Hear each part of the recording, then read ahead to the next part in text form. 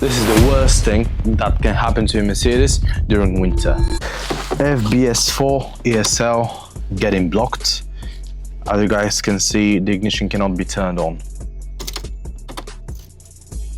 This mainly happens because the key has been left inside the ESLs for some period of time. As the battery voltage drops while the key is still inside the ESLs, there will be multiple authentication attempts between the key, ESLs and the ESL.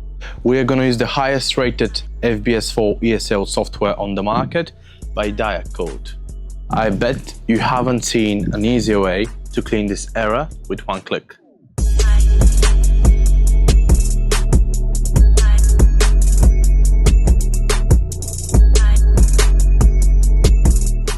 Within 10 seconds, you get no errors.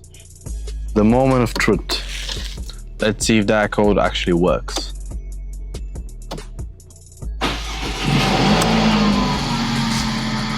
And again, Diagcode saved the day.